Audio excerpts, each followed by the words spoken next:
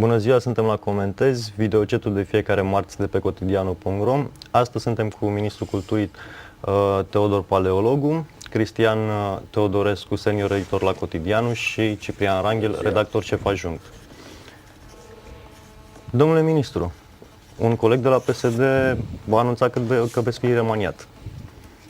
Așa de declarați zilele trecute. E o manieră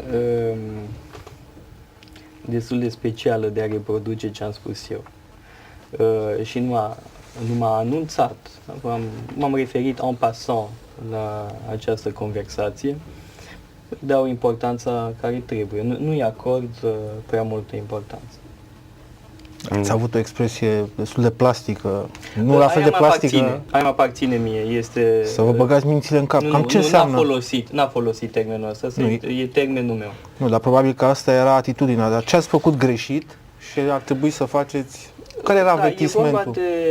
E vorba de aspectele politice ale numirilor în funcții pentru instituțiile din subordinea Ministerului. O veche discuție care a început din 22 decembrie și așa cum se știe, cum am spus în repetate rânduri, am serioase rezerve față de acest lucru.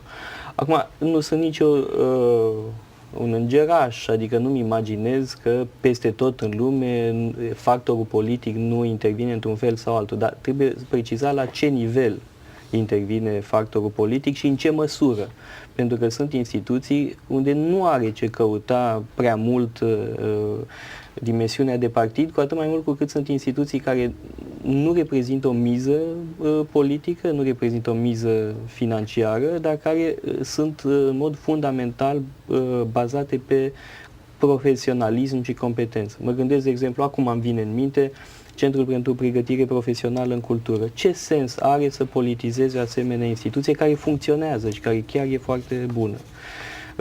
E o discuție lungă și despre asta este vorba. Sunt reticent în ceea ce privește politizarea care mie mi se pare excesivă a anumitor instituții și încă o dată vă spun la ce nivel se situează această decizie. Dacă e o decizie de filiale, am rezerve, vă spun drept. Le amintesc cititorilor că pot pune întrebări pe videochat, iar ministrul Teodor Paleologu le va răspunde. Domnule ministru, ce pleașcă e pentru cultura capitalei venirea domnului Pleșca pe post de director la primăria București? Nu la primăria, e vorba de Direcția de Cultură București, dar nu ține de primărie, ci este reprezentantul Ministerului în teritoriu. Astea sunt directorii de direcții județene. Sunt 40 de asemenea directori și unul... Aici nu e vorba de încântare personală, nu e vorba de persoană. E reprezentantul dumneavoastră, nu e reprezentantul meu. Dacă ar fi fost reprezentantul meu, n-ajungea. Este reprezentantul unei înțelegeri politice între cele două partide. Pe de altă parte, vă spun foarte direct, dacă se prezentau și alți candidați, ar fi fost foarte bine. Dar despre asta vorbim, da? Faptul că dumneavoastră îmi puneți întrebarea mie, direct, personal, dar întrebarea asta trebuie să o puneți domnului Joană, trebuie să o puneți domnului Vanghelie. De asemenea, materialul clientului. De asemenea, cred că ar trebui pusă și domnului Boc. Pentru că este o înțelegere care s-a luat. Trebuie pusă conducătorilor coaliției. Dumneavoastră a spus întrebarea asta? Președintelui partidului? În repetate rânduri. Și ce răspuns ați primit? Nu vreau să intru acum în detaliu unor discuții. Ați fost amenințat? Nu. De către conducerea partidului nostru, sub nicio formă, nu. De-al minte, nu aș califica drept amenințare acea remarcă a unui membru important al Partidului Social Democrat. Deci eu nu o văd ca atare. Membru important? Da, membru important, că vă dați seama, dacă n-ar fi fost important, nu mi-ar fi spus asta. Băi, unul coleg de guvern și mai nu pot să vă spun. Va veni timpul. Cel mai târziu în memorii. Dar poate și mai devreme, dacă Păi e până cazul. atunci uităm noi despre ce a fost vorba, domnule ministru. Că De miniștrii ai guvernarea culturii au asta nu o fost să se mulți, uite. să știți. Da, fără Da, îndoială. tocmai, nefiind o amenințare, fiind doar, poate v-a atras atenția sau... Da, deci e vorba, De ce nu se poate este spune vorba numele? de numirile pe baza protocolului și e o discuție lungă și în ce măsură, și o discuție la care, așa cum am spus-o și înainte, în repetate rânduri, e o discuție la care ar trebui să ia parte principalii interesați, adică cei care lucrează în domeniul culturii, cei care lucrează în instituții de cultură. Trebuie să participe la dezbatere. Deci această chestiune nu trebuie lăsată doar în mâinile politicienilor. E mult prea important. Cultura unei țări trebuie decisă împreună cu oamenii de cultură. Deci fac apel la oamenii de cultură să se implice în această Ce dezbatere. părere aveți despre cultura domnului Pleșa? Nu, mă invitați mereu să fac considerații Pentru că personale este- la adresa dânsului. Să mă iertați, dar nu vreau să intru în discuții despre persoana sa. Este o persoană care conduce în acest moment Da. destinul cultural al Bucureștiului. E mult spus că conduce destinul cultural al Dar ce Bucureștiului. desține conduce nu? ce- Ce atribuție Vreau să spun, are? deci nu vreau să mă las pe panta considerațiilor personale. Știu că asta se așteaptă de la un politician, să atace pe alți politicieni. Eu nu mă bag în așa ceva.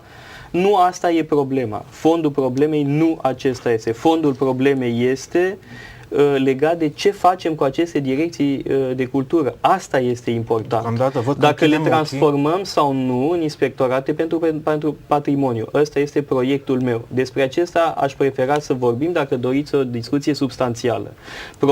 Persoana domnului Pleșca sau persoana altui domn sau altei doamne Probabil că este sunt altceva. nenumărate cazuri care transformă acest caz, care este reprezentativ în sensul că avem o persoană cunoscută, a cărei cultură, sau mă rog, după cum singur povestea, are o cultură generală de bază, acesta este nivelul la care discutăm. Probabil că același algoritm a funcționat și în teritoriu. Cred că este un fenomen extrem de negativ și aici nu discutăm despre considerații personale. Bun, putem să ne ridicăm la un nivel... Da, eu nu vă voi spune decât atâta că Ce faceți în calitate de ministru al culturii ca să schimbați această situație? Eu nu am făcut parte din comisia care a evaluat candidații, dar nici n-aș fi putut să fac parte din această comisie. A făcut o foarte bună impresie asupra comisiei și a avut un punctaj destul de mare, de 90 de puncte din 100. Dar din comisie, Nu mă bag mai... cine a făcut parte? Cei doi secretari de stat numiți de partide, adică domnul Timiș în calitate de președinte, pentru că el va coordona activitatea serviciilor de concentrate, domnul Știreanu. Oameni de cultură, fără discuții. Da, iertați-mă, nu-i vorba aici de oameni de cultură sau nu. N-aș vrea să avem mai mult că vă Discutați despre răcăim. acest... Vă întreb un lucru. De ce n-ați scris despre lucrurile astea Eu am din scris pe ianuarie, blog, să știți. februarie, Dar martie, dumneavoastră, aprilie? de ce Eu am nu ați tras... venit să aduceți această problemă în față de Dar am atunci de când făcut deja. Nu e adevărat, din decembrie am Când ridicat ați venit problema. să spuneți că este extrem de periculos să se dea aceste direcții să se Am împartă? spus-o de mai multe ori, în repetate rânduri. Înseamnă că nu prea urmăriți presa, O iertați-mă. urmărim cu atenție. Nu avem un control, să știți. Iată, cineva Da, întreabă. însă eu am spus asta de multe ori. Am invitat oamenii de cultură să se pronunțe. Vor acest lucru sau nu? Ca și pe tema descentralizării. Vă rog, pronunțați-vă, nu așteptați ultimul moment. Nu, în privința descentralizării, Decizia aici politică. a spus-o, da. Păi da, și în privința politizării instituțiilor de cultură am spus-o de mai multe ori la conferințe de presă, în conferințe deschise, în interviuri, putem să ne uităm în urmă. Cineva care semnează o fostă vă întreabă dacă a contestat cineva notele maxime obținute